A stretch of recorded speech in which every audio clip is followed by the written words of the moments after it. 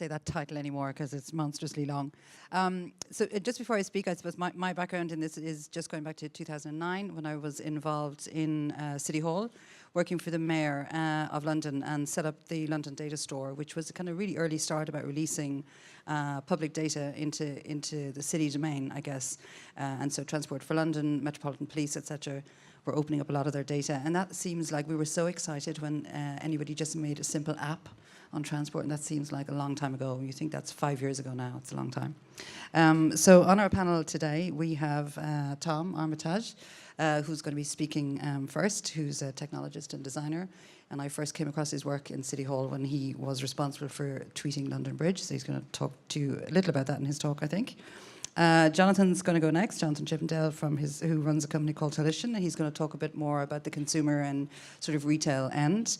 And then we're going to have Tomas Diez, who's based in both Barcelona and London, who's been involved in the smart city space and advises as one of his roles, Barcelona City Council. And we'll be finishing up with Dominic Wilcox, who's hopefully going to tell us about his GPS shoes, which I'm kind of looking forward to hearing about. So, Tom, maybe you take the stage. Hello. Good. So I realized I'd been working with cities as a fabric for work for about 6 years now. I added this up when I did a talk recently. So in early 2008, I wrote this, which you might have seen. I used to work right next door to Tower Bridge, and this is a bot that lives on Twitter. About 6,500 people follow it, and it tells you when it's opening and closing and for what vessel. But the thing about making things is when you start making something, you also start understanding the actual nature of the problem. And so this was when I first started understanding what the nature of a instrumented city might be like. It's very important, for instance, that if something is going to talk to me on Twitter, it ought to talk in the first person, because that's what we do. We answer the question, what are you doing? What's going on? And the answer is, I'm opening for the SB Kitty. That's how it fits into the context of other people talking to me. And so by placing it into the context of my friends and other services, what I then discover is it starts telling me about the heartbeat of London and the rhythm of that. I get a feel for how often this structure is opening and closing. I begin to imagine the people queuing at it, waiting for that blue gate to open so they can get across.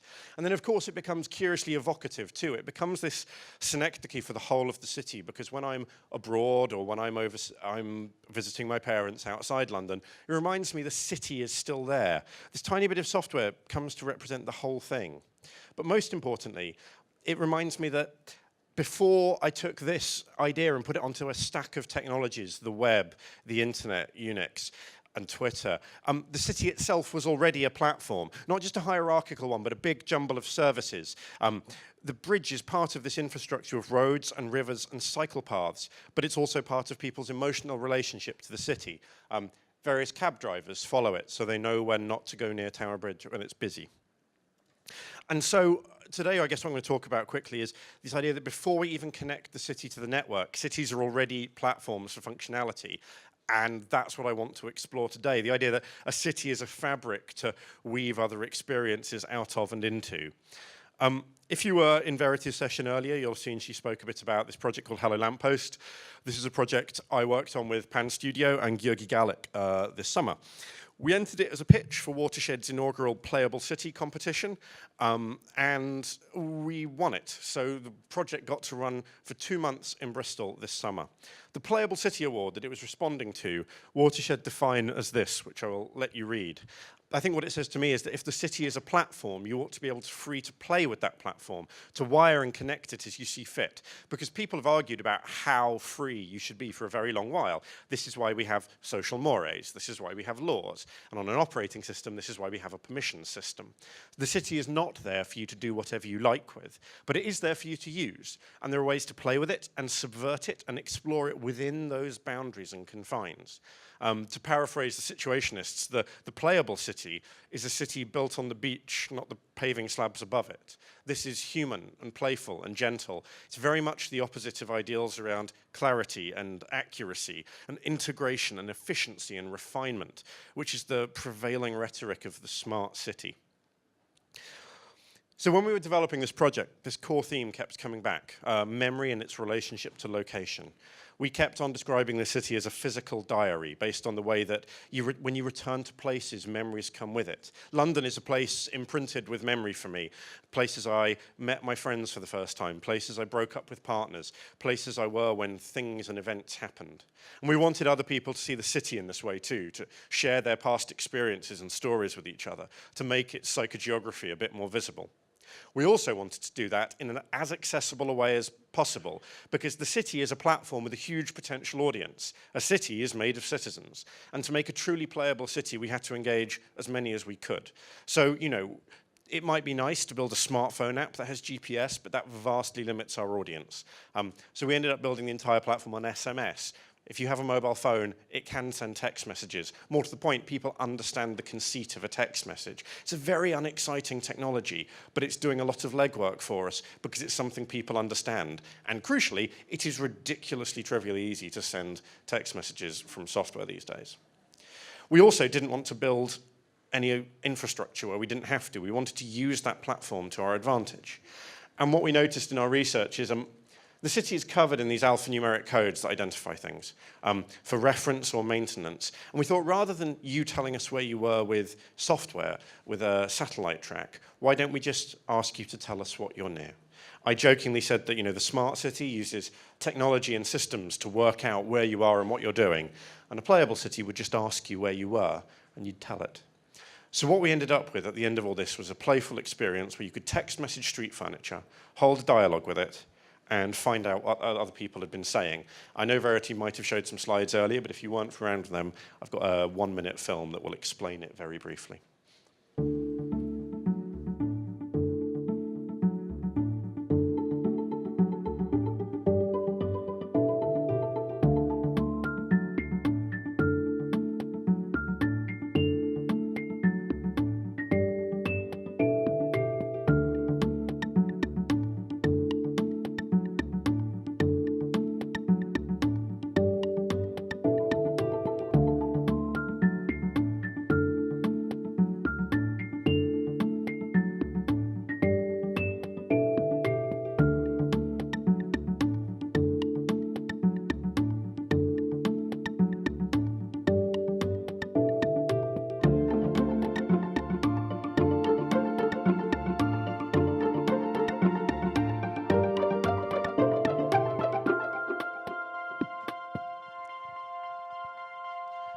And that literally is it.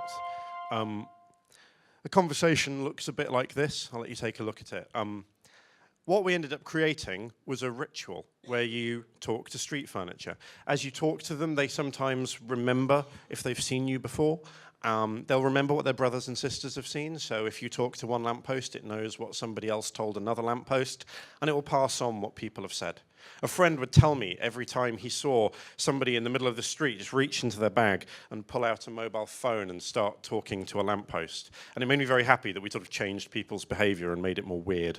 But of course, what was exciting is not they're talking to a lamppost, because secretly they're talking to one another, and they're beginning to see what other people see in that place. They're seeing all the other Bristols that exist. It was very important that this isn't just designed for people like me in a metropolitan centre with my lovely smartphone.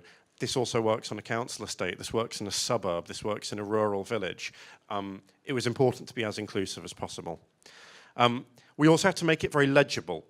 This is no good if you can't see it. We were helped by the fact we had some display advertising, but a lovely feature of all this advertising is the banner is the entire instructions for play. The banner says, to talk to me, text hello lamppost HR84.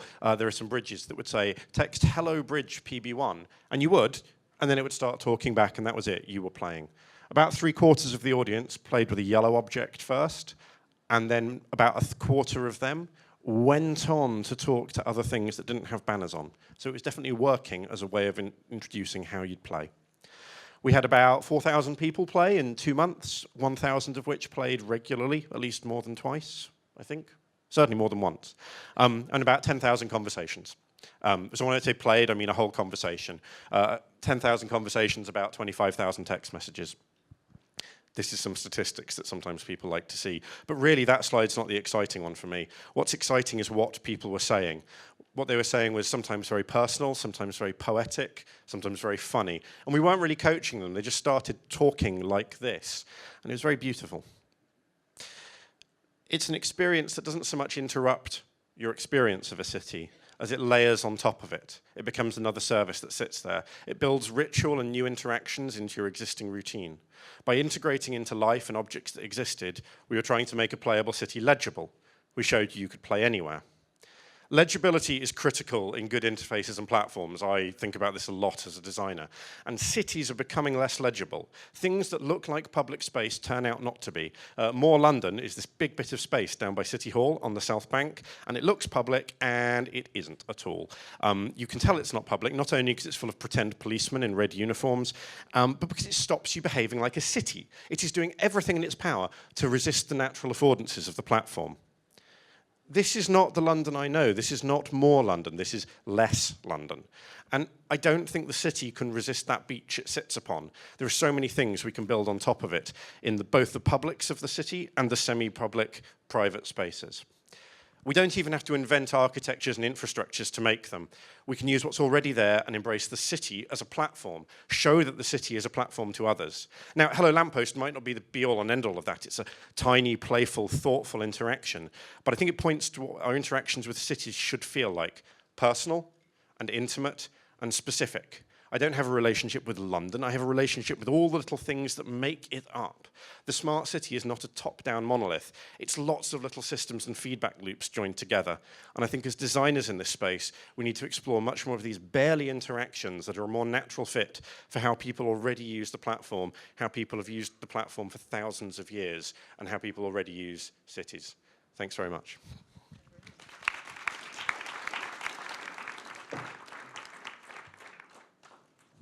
I was surprised you're being perfectly on time, Tom. No challenge now, Jonathan? No,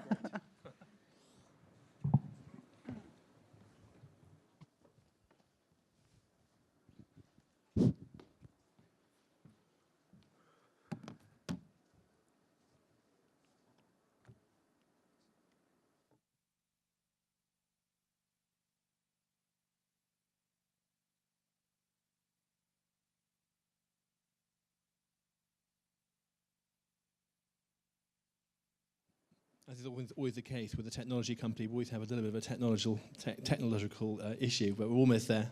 Okay, cool, that's us. All right, great. I guess I've got 9 minutes now. So my name's Jonathan Chippindale, and I'm the CEO of a company called Holition, and I guess we're a sort of rather disparate brand of ex-luxury good marketers who are just on a journey to explore the role of technology within premium retail and luxury retail. And I guess we started Holition because in our day jobs within various luxury brands up and down Bond Street, we were so frustrated with the lack of digital tools. And this was 4 or 5 years ago when as far as luxury was concerned, you had to feel the weight of the Rolex watch or admire the stitcher in the Birkin bag, and digital was way too impersonal a channel to communicate these things. And we're just interested in seeing how technology could explore the gap between old school luxury and this new emerging digital consumer. And in this journey, we've been doing a whole variety of different types of technology. We've been doing work, for example, using holographic fashion shows. This one was for Dunhill in Shanghai. We've done a lot of digital work in the new Louis Vuitton flagship store, the townhouse that's in Selfridges and has just launched. But one of the very sort of earliest forms of technology that we're exploring, and one that's potentially relevant to this panel, is the idea of augmented reality. And on that journey, trying to understand how technology has disrupted retail and how retail can adapt to this sort of new world. Part of that is the understanding that technology has allowed retail brands to talk throughout the city. You don't just have to get on a bus and head off into Bond Street and go into the Louis Vuitton store to experience the full range of product that Louis Vuitton has to offer. You can do that at home, you can do that on mobile, you can do it in various pop-up areas, and you can try on product across a whole variety of different channels. So this, for us, is where it all started, where you could hold up your wrist and wear Tissot watches online, on mobile, and in various stores around London. we've taken a lot of product out, or we've allowed retailers to take product out of stores and wear it wherever they want. And in this case, this was a piece of work for Boucheron, the classic, quintessential, old-school French retail organisation. And you really can't see here, but this is in Place Vendôme, which is a symbol of the city of Paris, but B, a symbol of old-time, old-school luxury, where technology is absolutely persona non grata, and it's allowed Boucheron to make quite an interesting and quite provocative symbol. But I think what I'll also do is to show you a little bit more of the work that we do, which in the context of this conference is probably sort of quite arcane, because it involves a lot of wires, it involves a lot of screens, and some of the things that I find very interesting are types of technology that get rid of all of this kind of stuff and make it far more accessible. But I guess because we're on this journey, we're constantly looking up at the top of the mountain and looking at the sunshine on top and thinking that's where we want to be. But the reality is that the technology that's available to us and to brands is down there in the shadows. So in this instance, again, using a laptop, using a screen, one of my developers here can try on a whole variety of different colors of lipstick, something that will be launched by a very well-known American brand next year. Or in this instance, here's another installation, another pop-up that we did for Vans. This is just south of LA, where you can try on 150 different types of Vans shoe. And actually, this has been a really, really interesting, very collaborative project where something like 200 to 300 consumers go into this pop-up store and experience and take photographs and share it throughout all their friends, in this city. And on another project, this is again a proof of concept, but this is for Uniqlo in San Francisco, where you can stand in front of a mirror. The proof of concept is in our laboratory in High Holborn.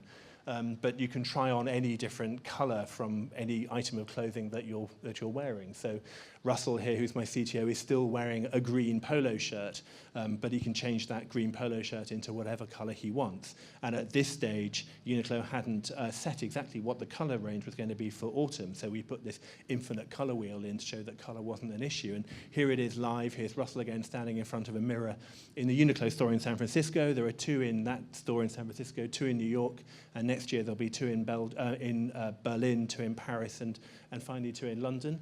And again, he can just try on any color of clothing, and then he can take that film that he's shot there, and he can share that to all of his friends. So just to kind of finish up with, that's the world of kind of screens, and that's the world of wires and cables and diodes and capacitors and all of that stuff that as the CEO of a technology company, I don't understand, but because I'm much more interested in kind of where all this is going. So to keep that conversation going forward, we're very interested in trying to look at ideas which are not so much about screens and actually more about the product. And we use a lot of interns and work with a lot of art schools and universities. And this is one with the Royal College of Art and a PhD student called Jenny Lee, who may even be here today, who is really interested in how technology can shape the future human and what that might mean to face and to shape and to form, and with a really interesting exploration into how technology is physically impacting people. And just finally, those of you who were here this morning might have heard a friend of ours, Lauren Boker, speaking. We're doing a project with her through IC Tomorrow that I probably can't talk about, but involves the use of color change in social media, and I'll say no more than that. And also this project on the right here, which is a Korean student called Diez that some of you may be aware of, who has a dye made out of cabbage, which is very, very reactive to pH. And as you wear her clothes around a city, it reacts to acidity and to air pollution and changes color subtly from blue to pink. And what we're doing is working with her to quantify that using technology and to send back that quantified data to a base station, in this case, one of our French luxury brands who's hopefully producing a range of clothing with her, and then use that to map air pollution and air quality throughout the city. So we're quite interested in seeing how clothing, particularly because we come from retail and fashion, mixed with technology, can then take thought leadership and actually start to provide fashion with a more sort of interesting platform than purely visualization. Thank you.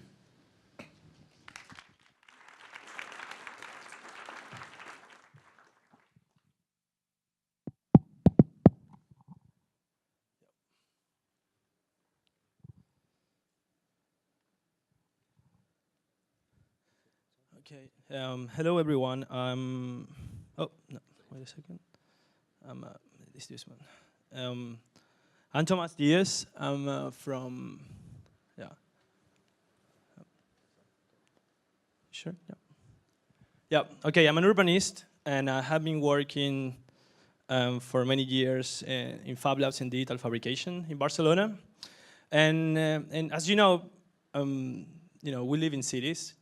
More than half of the humanity is living in cities, and almost 3/3 of the humanity will live in cities in the next few years, right? So cities is where most of the culture has been developed, and basically some people say it's like a Roman invention. I like very much this diagram because it's a manual developed by Rem Koolhaas in his book Mutations, and says how to build a Roman city. No? What is the infrastructures that you need to specifically build a Roman city? And basically, the Roman Empire really expanded, and one of the greatest empires expanded thanks to the model of their city models. No? But I'm very interested on that kind of framework or kind of development of different models during the history of humanity, no? And how some of those models have been influenced by technology, you know? And it seems that we are in a very, very important moment nowadays with the invention of computation and the internet, the digitalization of computation and digitalization of communications. And that is framing a new model that, as has been mentioned before, is the smart cities, right?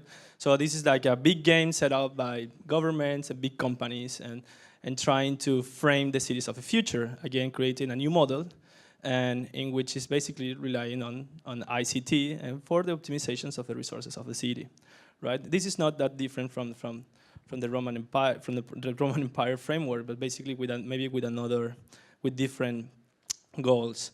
But this is also related with another kind of hype industry that is also coming up during the last few years, and this is the Internet of Things, right? So we'll have computers talking to computers, developing tasks or self-organizing, or are being articulated based on algorithms, and then we just have to see them and play a different role. So the thing is that, well, I was really impressed. Like last week, one of those models of city based on technology designed from scratch by Sir Norman Foster, that is Mazar City, and it's basically maybe it's going to be cancelled. The project is bankrupted.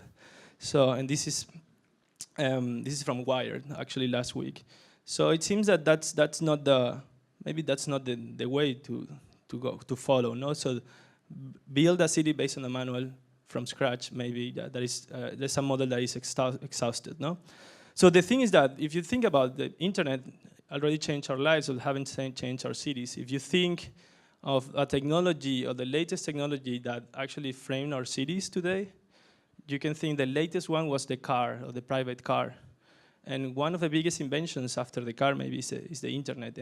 But we haven't still had the time to see how the internet is going to frame our technologies. It's going to frame our cities, sorry. So, of course, it's changed our lives, the way how we relate with each other. We became producers of data. We've moved from the TV model in which broadcasted media was just consumed by us, and now being able to get access to that media on demand, and also to produce media, to produce content to the internet and send it, no? And also the way that, as I said before, the way we socialize, no? So, but what we use it for, no? Some of the times we use it to take nice pictures of our meals and share it with our friends, and then.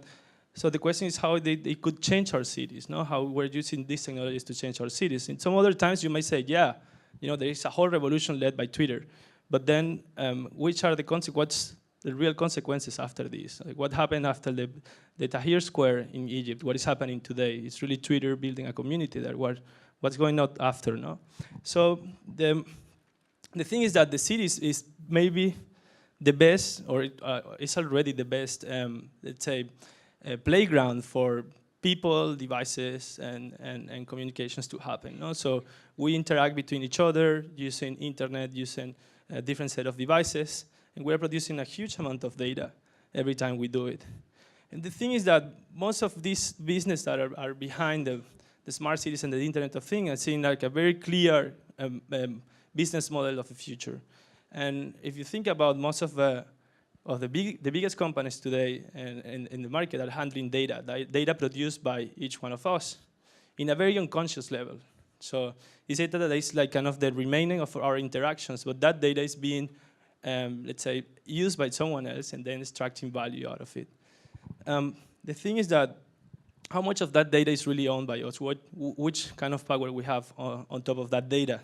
And I really like these two guys because one of them showed us that there is a lot of data that should be public that is not being public. That's Bradley Manning. And then there is the other one that is telling that data that should be private is being used with public purposes, that is Edward Snowden, right? So the thing is that, which is our knowing these facts and being the powerful, or the power that data might have in the production of cities, what's really our roles as citizens in the production of the city, right? So this is some of the questions that were framed. Well, this is a team of people that we have been working together since the last 2 years, developing a project called the Smart Citizen in Barcelona. And basically, it's a platform for people to produce data in their city. So we understood that each house in the city could be a data source, and also that could be very interesting is to start to create relationships between those people that is producing data, but how that people could produce data. We basically we think that we needed a platform that is based on a sensor kit, like a low-cost sensor kit, an online platform, and a mobile application. This kind of ecosystem of different sets of technology will allow people to produce data about the environmental conditions of their cities and share it in an open basis. So we ran a Kickstarter campaign last summer. So in 30 days, we raised $68,000. And basically to develop this, it's an Arduino-compatible sensor board that contains Wi-Fi connectivity. Is less than 150 euros. And these are some technicalities that I'm going to skip, but basically it has sensors that measures the air quality in the city, the sound pollution, the temperature and humidity, or the light, and in a very high resolution level.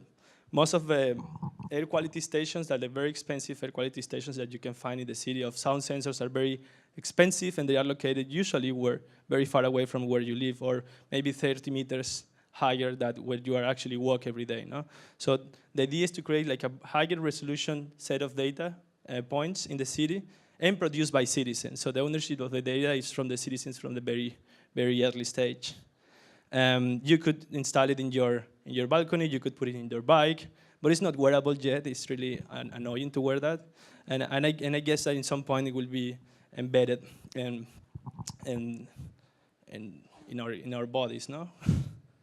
So the thing is that once you produce the data, you go to the smartcitizen.me platform, you create your profile, and you start to own data points or sensors. So those sensors become your mascots, if you want to call it. So you have the mobile app that allows you to capture data everywhere. So you use the GPS antenna from your mobile phone, and you are able to capture data in every place of the city, or you can use it as an Insta weather. But you can take the closest point of data and take a picture, and maybe just communicate, which is the pollution of the air, based on a very close sensor that is next to you. So this is the network is growing. So we are growing into Europe. Since the crowdfunding campaign is going global, we hope that next year we'll have around 10,000 users. And then we are hoping to also grow the different applications of the project. No? One is metering. It means how you start to correlate the environmental conditions of the city with your water consumption. Maybe it doesn't make any sense from the very beginning, but maybe it makes sense. We don't know. No? Then indoor air quality, electromagnetic fields, e-health, and urban agriculture, and yeah, just to summarize, because I know that I have like 30 seconds. The thing is that this is becoming a platform for people to learn to program and use electronics. It's also helping to connect the internet with the physical world. And it's also like a tool to produce data in a conscious way. No? As I said, we are already producing data, but what it comes from the conscious act of producing data, what could be those consequences? So, yeah, Basically, it helps you to connect to your community, to learn technologies, to know your environment in a higher resolution, as I said. You can build your own applications. We are delivering an API on top of Smart Citizen. And then basically you can be part of a real data revolution. So this is me. You can find the platform here. So thank you.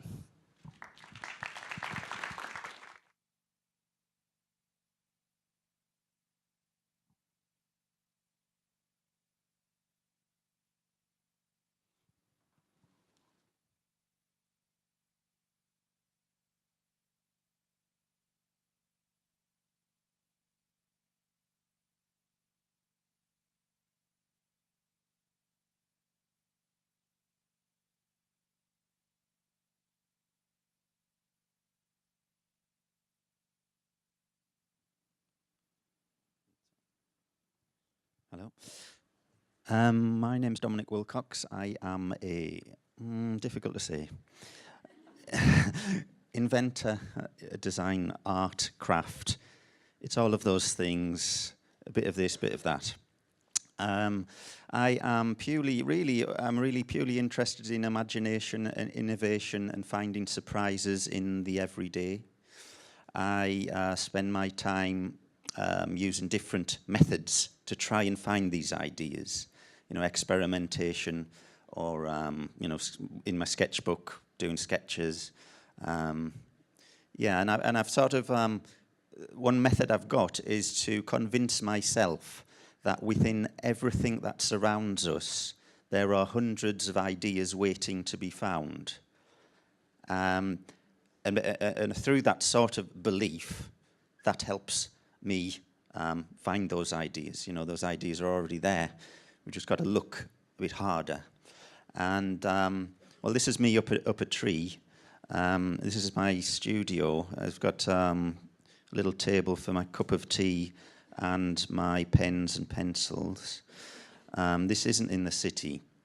I do actually have a normal studio as well, but this is, I suppose, it was a portrait, and it's sort of a way that, sort of the way I work. So I'm just, go around coffee shops and just live a normal life, except looking for ideas all the time. So thinking about cities and wearables, I don't specialize in any area. So, I'm having to think, what do I think about cities? And I live in Hackney. I'm from Sunderland. You can tell with my accent, a bit different from Hackney. But I've lived in Hackney for a while. And in Hackney, I did a project in previous years where I've been looking for the cracks and the things that, the faults in the urban landscape. In Hackney, it's becoming more and more difficult to find anything that's wrong because everything's been repaved, particularly with the Olympics.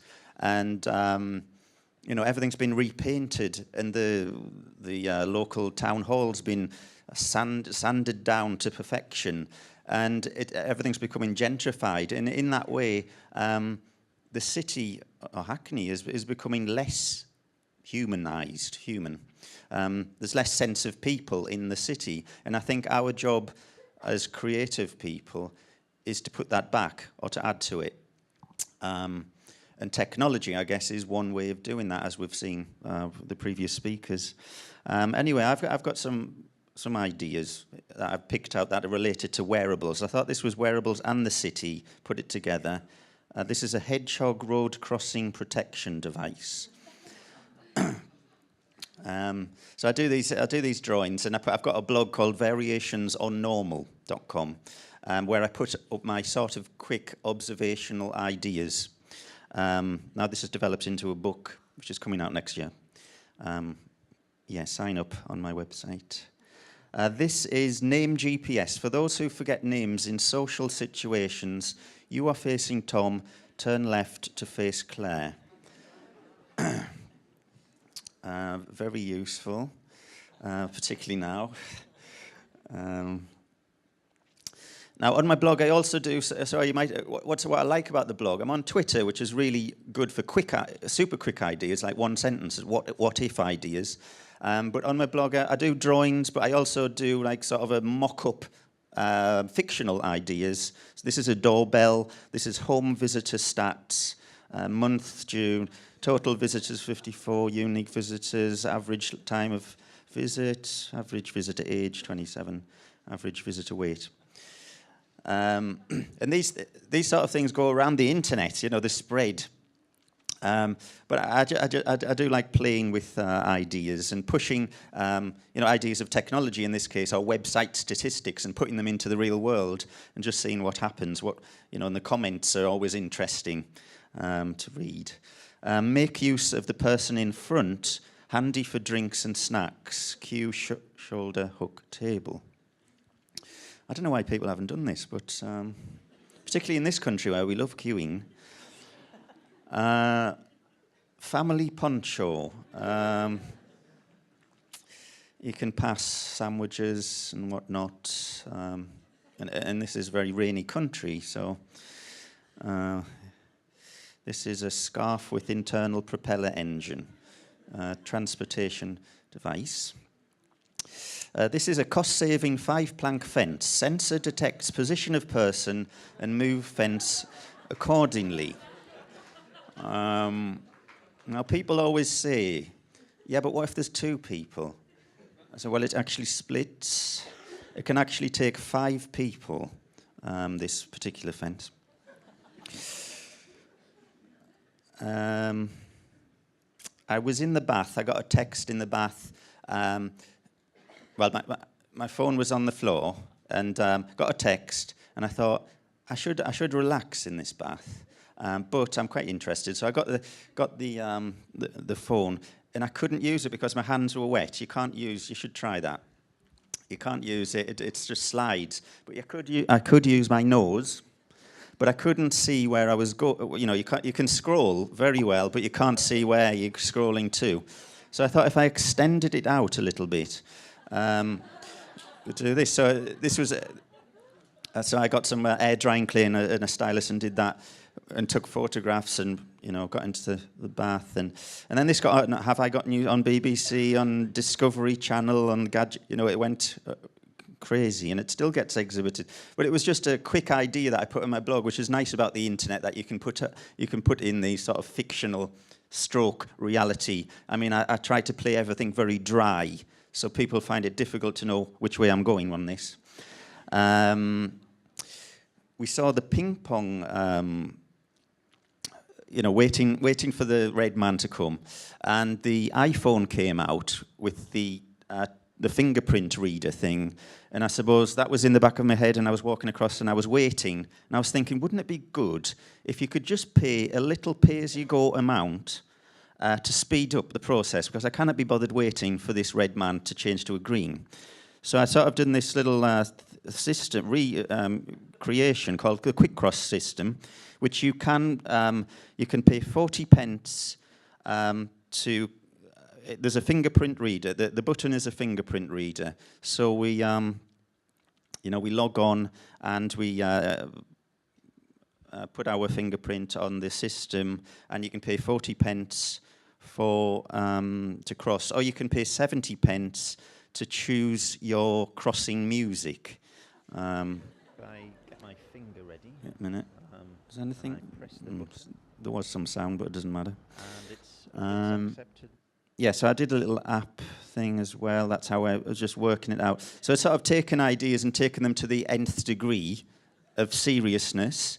And, you know, when I was out recording this, because I recorded me crossing the road to walk on by, recording the sound, and I met a friend I hadn't seen. She says, "What are you doing, Dominic?" I says, "Well, I've got this idea about crossing the road and fingerprints and paying 70 pence or 40 pence. If you're a little cheaper option." And she says, "Oh, God, what a terrible idea. That is a terrible idea." And I thought, well, that's fine. That is fine, because I'm not really doing it, you know, as I think this is the greatest idea that's going to change the world. I just enjoy doing things that might provoke a reaction and push a story somewhere. So there's some sort of narrative. Talking of narratives, this is the last thing. Yes. Now, this is The Wizard of Oz, and I got commissioned by Northamptonshire County Council to create a pair of shoes. Northamptonshire is very famous for shoemaking. There's a long history of that. Dr. Martens and church shoes and many shoes, hundreds of years. And they came to me to come up with a new design for a pair of shoes. Well, I thought to myself, well, you know, there's loads of shoes in the world. Do I really need to add another pair of shoes? I would like to do something more interesting than that. So I just thought about what is the most special pair of shoes? Well, Dorothy on The Wizard of Oz had ruby red slippers. And when she clicked her heels together, she got taken back to Kansas. So I thought, is it possible, given our technology, to do something like that? So I basically developed these GPS-embedded shoes. So what you do is you go on your computer. I think they're actually on show here. And you plot on a map, and you connect the shoes via USB cable to the computer, and you press upload to shoe. So you've plotted on the map where you want to go. So the shoe knows when you want to go. The left shoe has a little circle of LED, so that points in the direction of your destination.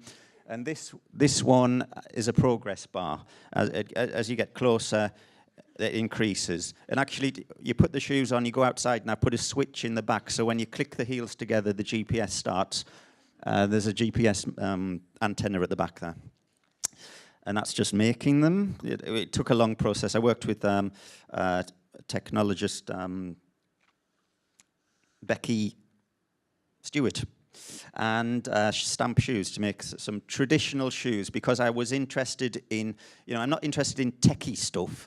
I think it's interesting to integrate technology as a sort of magic into things that we already know. And that's why I chose to design the shoes in a very traditional way, and using men's brogues. They already had those little holes which I mimicked in the soles, and I did some drawing at the bottom. Yeah, there's just a 30-second just to show it.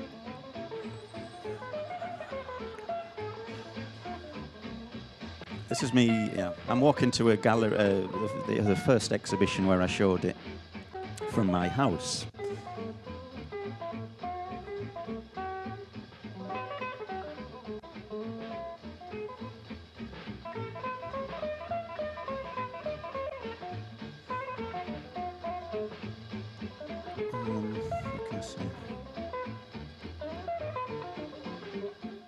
Yeah, and that's it.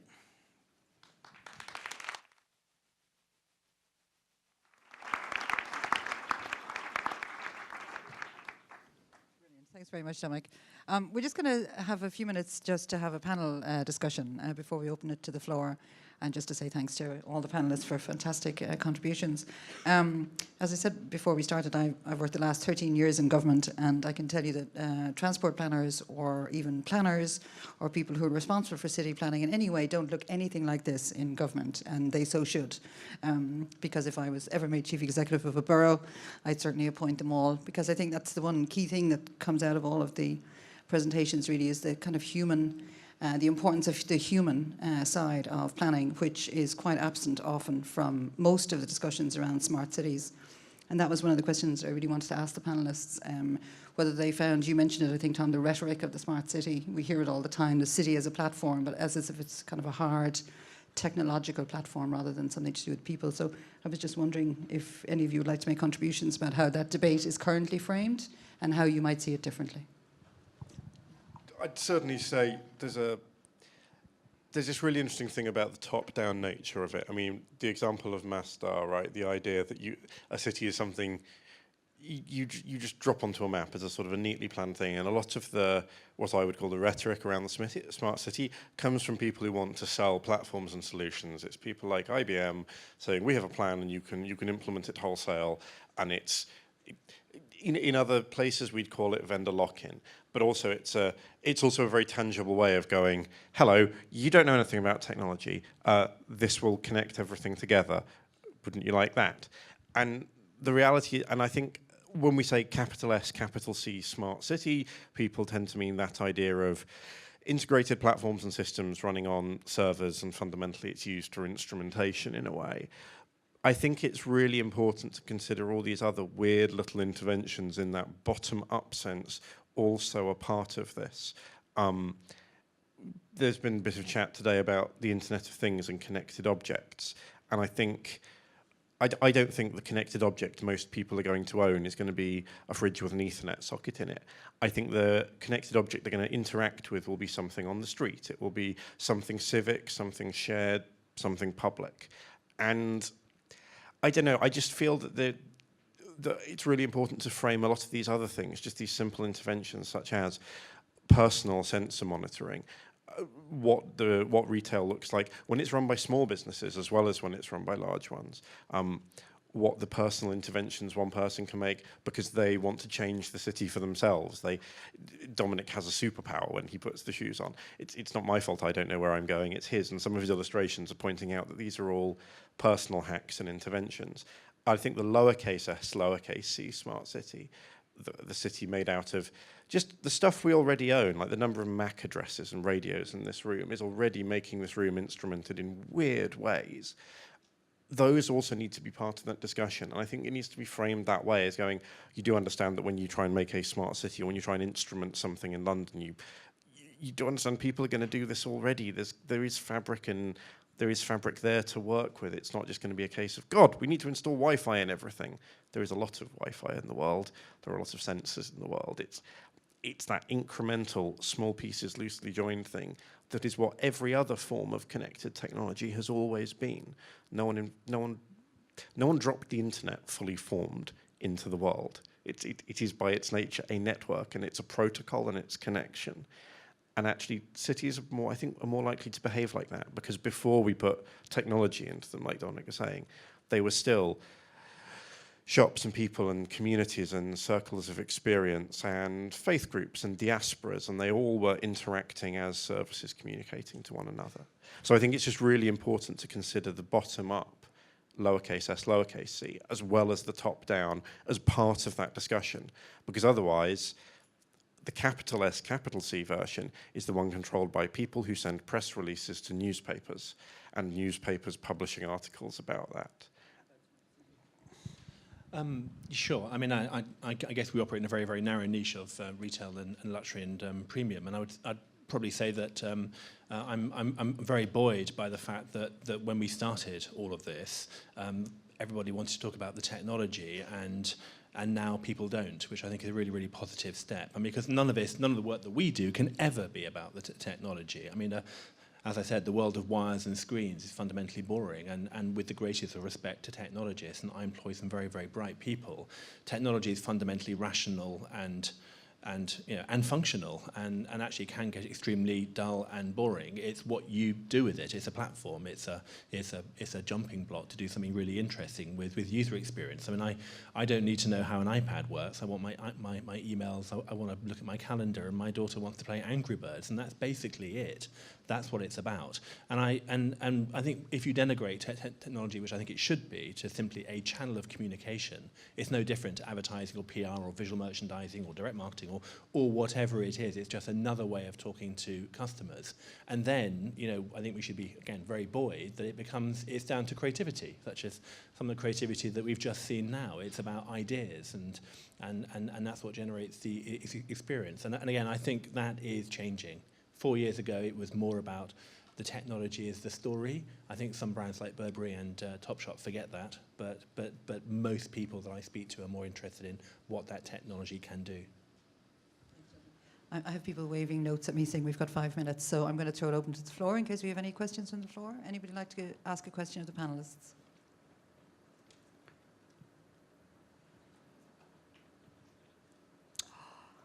Very shy. Do I see a hand coming up? Great. Yeah.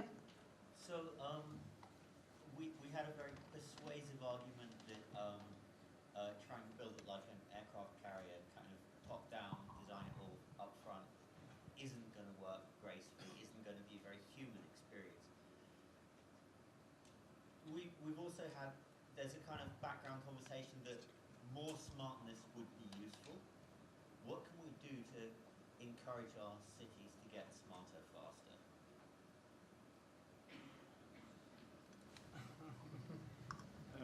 That's a really good question. That's why we're all quiet. Yeah, I want to at least try to answer it. No? So, which I think it doesn't have an answer. But the thing is, I think that there's smart and intelligent are two different maybe adjectives to define something. I think when you say smart, if you look at the word, is maybe more the fast and optimal response to something.